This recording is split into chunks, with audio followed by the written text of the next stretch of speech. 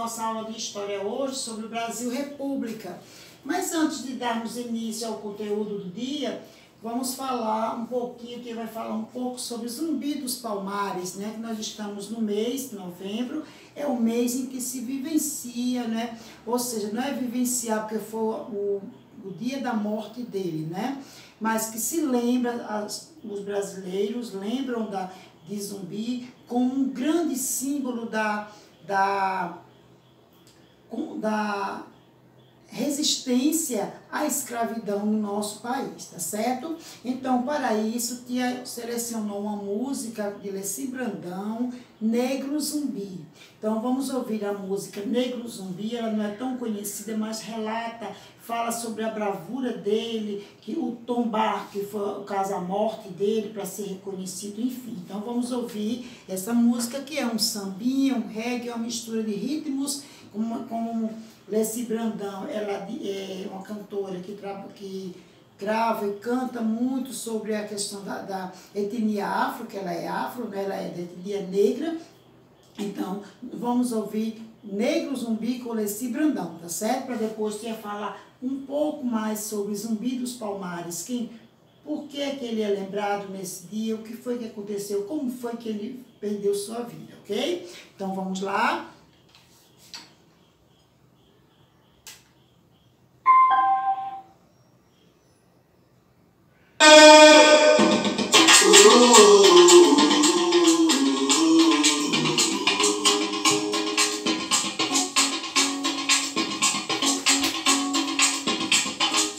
Subiu sobre o que voou, no quilombo dos Palmares, como um pássaro que voou, tão liberto pelos ares. Um grito de dor e de fé ficou registrado na nossa história, pela luta, pelo axé, pela garra, pela glória. Negro Zumbi, Negro Zumbi, Negro Zumbi, Negro Zumbi, contra a força inimiga, a defesa da família, lá na serra da barriga, permanente uma bexiga. Foi preciso um tombamento pela identificação, foi o reconhecimento nessa terra, na história da nossa nação. Negro Zumbi, Negro Zumbi, Negro Zumbi, Negro Zumbi. Quem te faz homenagem à banda Afro-Mandela, da cultura da casa essa banda é sentinela. Quem te faz homenagem à banda Afro-Mandela, da cultura da casa essa banda é sentinela. Subiu o teco-teco no quilombo dos Palmares, como um pássaro que voou, tão liberto pelos ares. Um grito de dor e de fé ficou registrado na nossa história, pela luta, pelo axé, pela garra, pela glória. Negro Zumbi, Negro Zumbi, Negro Zumbi, Negro Zumbi. Quem te faz homenagem à banda Afro-Mandela, da cultura da raça essa banda é sentinela. Quem te faz homenagem à banda Afro-Mandela, da cultura da raça essa banda é sentinela. Contra a força inimiga, a defesa da família, lá na serra da barriga, permanente uma vigília. Foi preciso um tombamento pela identificação, foi o reconhecimento dessa terra na história da nossa nação. Negro Zumbi, Negro Zumbi, Negro Zumbi, Negro Zumbi. Negro Zumbi, Negro Zumbi. Banda Afro-Mandela, agradeço daqui. Negro Zumbi. E para quem não sabe, o meu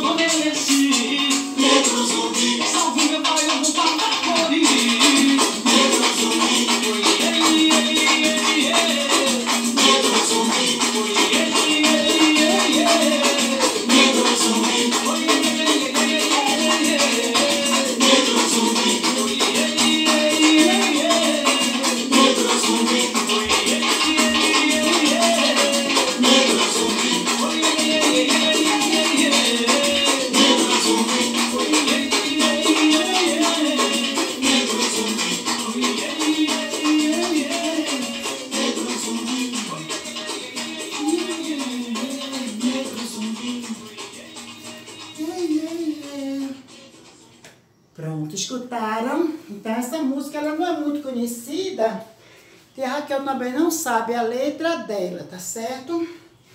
Mas ela fala justamente sobre Zumbi dos Palmares. No período ele era contra a questão da escravidão, então ele é tido como o maior símbolo da resistência à escravidão. Então, quem foi Zumbi dos Palmares? Foi o último líder do Quilombo dos Palmares, como a música fala, na Serra da Barriga. Então, esse quilombo ficava situado na Serra da Barriga, na época, na província de Pernambuco. Hoje, é de Pernambuco, ele está dividido entre Pernambuco e o estado de Alagoas. Então, o que eram os quilombos? Quilombos eram comunidades criadas ou fundadas pelos negros escravos quando conseguiam fugir das fazendas ou dos engenhos. Então, no Brasil, houve vários quilombos, entre eles o mais famoso foi o de Palmares, porque foi o maior. Então, esse quilombo chegou a ter cerca de 20 e 25 mil pessoas, entre negros escravizados que fugiam das fazendas e dos engenhos, índios e brancos pobres que viviam em situações muito precárias. Então, essas pessoas, nos quilombos, elas viviam livres, agora existiam normas, não faziam o que queriam, não. Existiam normas a ser cumpridas, né? Certo? Mas, eles viviam livres, eles criavam animais, eles plantavam, eles viviam do seu trabalho em liberdade. Então, como eles não queriam voltar mais para a escravidão das fazendas, então resistiam quando aconteciam ataques. Então, os quilombos eram muito perseguidos pelos senhores de engenho e pelos fazendeiros, porque nesses locais, ou seja, esses locais acolhiam os negros fugitivos, os escravos fugitivos. E um escravo que um senhor de engenho ou um fazendeiro perdia, era muito caro, era um prejuízo muito grande para eles. Naquela época, o escravo era a peça mais cara que existia. Então, os quilombos eram muito perseguidos. E Palmares, houve várias investidas no Quilombo dos Palmares. E em 1694, o bandeirante Domingos Jorge Velho, que era uma das bandeiras de sertanismo encontrado, que nós já estudamos os bandeirantes, que se dividiram em 3 grupos, bandeira de caça ao índio, bandeira de sertanismo encontrado e bandeira de mineração. Então, Domingos Jorge Velho era um dos bandeirantes de sertanismo, ou seja, eles eram os bandeirantes de sertanismo encontrado, eles eram contratados para proteger as fazendas contra os ataques indígenas e também para capturar negros que fugiam das fazendas.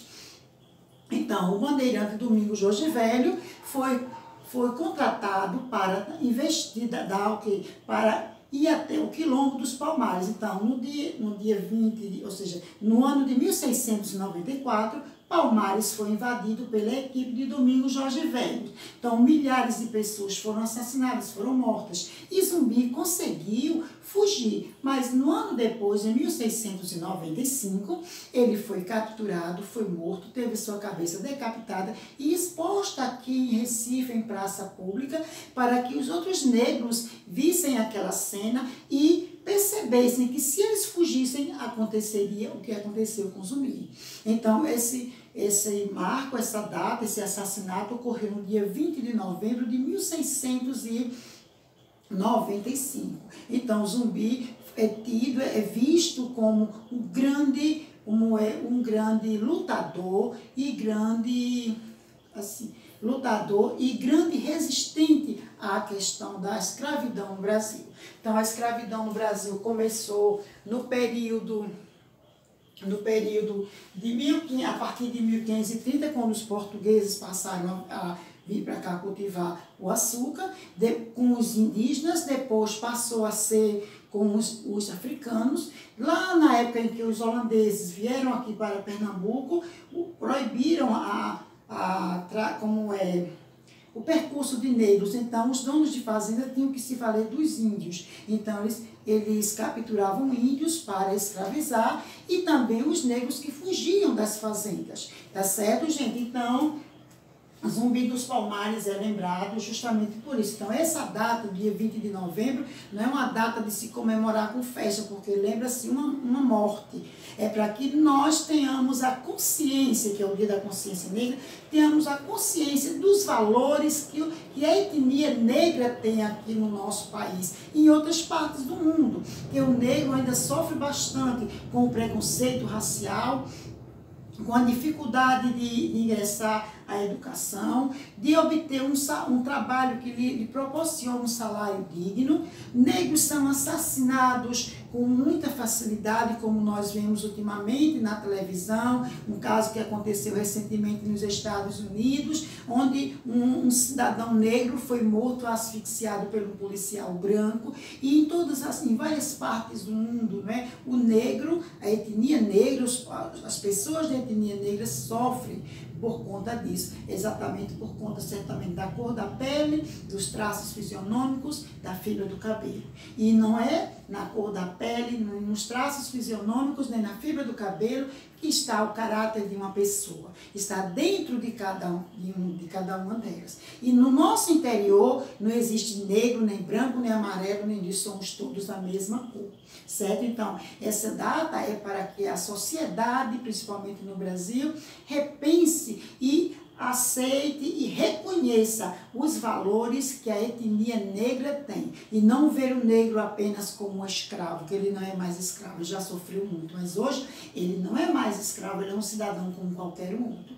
Então, o Dia da Consciência Negra é um dia em que aqui no Brasil se comemora a cultura que vinda da África, como o sincretismo religioso, pratos típicos, danças, festas, certo? Para que é um dia dedicado ao povo africano, onde nós devemos reconhecer, não só no dia 20 de novembro, como todos os dias do ano, tá certo? Porque não só é no dia 20 de novembro que essas pessoas devem ser respeitadas, não, todos os dias, porque elas são tão pessoas como nós, certo? Têm sentimentos, têm seus valores e que precisam e têm direito a um espaço na sociedade.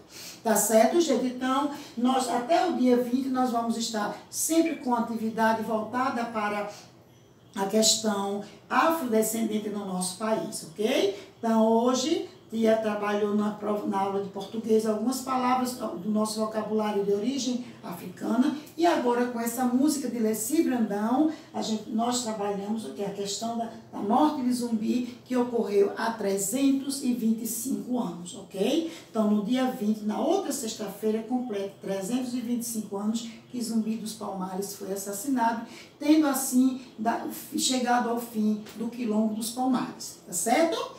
Então, agora peguem o livro de história, que nós vamos agora para o nosso conteúdo Brasil e República. Pronto, agora vamos para a atividade sobre o assunto de hoje. Depois que nós falou sobre a questão do zumbi, né, da consciência negra, vamos para o nosso conteúdo, certo? Que tem também alguma coisa a ver com o que Tia falou anteriormente. Então, Brasil e República. Então, nós já sabemos que o Brasil passou 67 anos num regime monárquico, governado 9 anos pelo imperador Dom Pedro I, 9 anos pelas pessoas que ficaram conhecidas como regentes, governos regentes, né, em nome de Dom Pedro II, e 49 anos sobre a administração do imperador Dom Pedro II, totalizando 67 anos, né, entre 97 e 67 anos de regime monárquico no Brasil. Então, cada um desses períodos, né, foi muito conturbado pela situação em que o país se encontrava. As pessoas a população não tinha vez nem voz, porque o sistema de governo não permitia, era fechado, certo? Dom Pedro I criou um dos poderes, que era o moderador, e que esse moderador ele tinha acesso aos outros três, que era o judiciário, o legislativo e o executivo. Então, o poder moderador, criado por Dom Pedro I, dava direito a ele a alterar qualquer coisa que ele quisesse nos outros três poderes. E isso a população não tinha vez nem voz.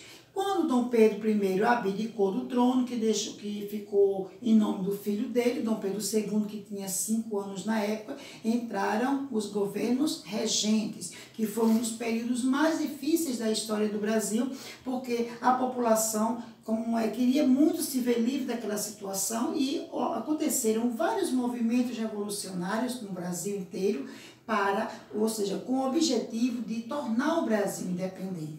Então, por isso que a idade de Dom Pedro II foi antecipada, porque estava na iminência do Brasil se dividir em várias repúblicas. No governo de Dom Pedro II, não teve tantas essas movimentações revolucionárias. Aconteceram alguns movimentos nativistas, né? Mas não houve tanto, não aconteceu tanto quanto no período regencial. E o que aconteceu? Nessa época ocorreram, ou melhor, movimentos nativistas não, movimentos liberais, né? Os movimentos liberais. Nativistas foi lá no início. Então, com a Guerra do Paraguai, que nós já estudamos, o Brasil se encontrou conseguiu adquirir uma grande dívida externa com a Inglaterra. O que ocorreu? A população ficou em situação mais difícil ainda. A popularidade de Dom Pedro II foi caindo por conta exatamente disso. Outro fator que levou a popularidade de Dom Pedro II cair: os militares que brigaram na Guerra do Paraguai, que retornaram, queriam fazer parte também do poder público, queriam também fazer parte da administração do país e não tiveram oportunidade porque o sistema de governo não permitia. Então, esses militares ficaram contra Dom Pedro II. Em 1888, com a abolição da escravatura, muitos senhores de engenho e de fazenda, né, também se revoltaram contra o imperador porque perderam seus escravos sem serem indenizados. Então, os militares que ficaram contra ele porque queriam também fazer parte do sistema de governo e não tiveram oportunidade, os senhores de fazenda e de engenho que perderam seus escravos. Havia, naquela época, a Igreja Católica também tinha envolvimento no governo, então estava havendo um problema entre a Igreja Católica e o imperador, tá certo? Depois, outras pessoas da classe média, como professores, advogados, comerciantes, entre outras pessoas que trabalhavam, que eram assalariadas, também queriam fazer parte do sistema de governo, né? E não tinham condição, não tinham permissão. Então, esses grupos de pessoas foram se tornando mais fortes e um deles, conhecido como Benjamin Constant, organizou digamos assim, um golpe, certo? Que estava previsto para o dia 20 de novembro, mas temendo que fosse descoberto, então anteciparam para o dia 15 de novembro. Então, no dia 15 de novembro de 1889, um ano depois da abolição da escravatura, um grupo de militares, juntamente com outras pessoas que também estavam contra Dom Pedro II, organizaram o golpe da República. Então, foi escolhido como primeiro presidente, presidente da República, o Marechal Deodoro da Fonseca, como presidente, assim, digamos, não fixo, por temporário, né? Porque não tinha havido nenhuma eleição. Então, Deodoro da Fonseca assumiu o governo do Brasil nessa época, em 1889. Em 1890, como presidente da República, elegeu um grupo de pessoas para elaborar uma nova Constituição, porque lá na Constituição, a Constituição Dom Pedro I elaborou, e depois houve modificação para que Dom Pedro II também fosse antecipada a sua idade, enfim. Então, com o sistema de governo mudado, a monarquia encerrou, então outro sistema de governo estava iniciando, que era a República, e se fazia necessário uma nova Constituição, tá certo? Então, o sistema de república no Brasil iniciou no dia 15 de novembro de 1889, tá certo? Então, O que é um sistema republicano? É um sistema de governo onde os representantes da população são escolhidos pela própria população. É o que eles queriam no passado no governo monárquico e não tinham oportunidade. Então, com a república, a população tem o direito de escolher seus representantes, que são vereadores, prefeitos, deputados estaduais, deputados federais, senadores, governadores, presidente da república, e de que forma essas pessoas escolhem essas outras pessoas para representar a nação, através do voto nas eleições. Então, todo cidadão tem o direito e o dever de votar a cada 4 anos para a escolha dos seus representantes. Agora, isso se faz necessário que nós, acompanhemos as propostas dos candidatos para ver aqueles que têm propostas melhores, aqueles que são mais conhecidos, que não têm um nome envolvido com desvio de verbas, enfim, que não são desonestos, né, gente? Então, nós temos que escolher, assistir às propagandas eleitorais, olhar, averiguar cada um, observar cada proposta dos candidatos para escolher em quem a gente deve votar. Então, na República, certo, ocorre a eleição a cada 4 anos. Então, o poder executivo, que é formado pelo prefeito, pelos prefeitos, governadores e presidentes, então esses cargos, o político ele pode ser reeleito. De que forma? Ele concorre novamente àquela eleição e, se ele for reeleito, tem mais 4 anos, tendo o direito de passar 8 anos na administração, tá certo? Então, o Brasil República, não é? A República é um sistema de governo onde a população escolhe os seus representantes, tá certo? Então, quando terminou o sistema monárquico no Brasil, então os primeiros atos do presidente da República foram a proclamação de um novo regime político, que foi a República Federativa, a mudança de denominação das províncias, o que antes eram províncias, passaram a ser estados, certo? O que mais? A criação da bandeira republicana, que mudou também, se o sistema de governo mudou, certo? A bandeira também teria que mudar, porque a bandeira do Brasil tinha o símbolo da monarquia, e que o Brasil não era mais governado no sistema monárquico, e sim, a partir daquele ano, com o sistema de república. Então, uma nova bandeira, 4 dias depois, no dia 19 de novembro, foi instituída uma nova bandeira, que é a 13ª bandeira do nosso país. Depois, ocorreu também o reconhecimento como cidadãos brasileiros de todos os estrangeiros. Então, as pessoas estrangeiras que moravam aqui no Brasil foram reconhecidas como cidadãs brasileiras, tá certo? Ocorreu também a separação das obrigações entre o Estado e a Igreja Católica, que a Igreja Católica também fazia parte da administração do governo no período monárquico. Depois, ocorreu uma convocação da Assembleia Constituinte para a elaboração de uma nova Constituição.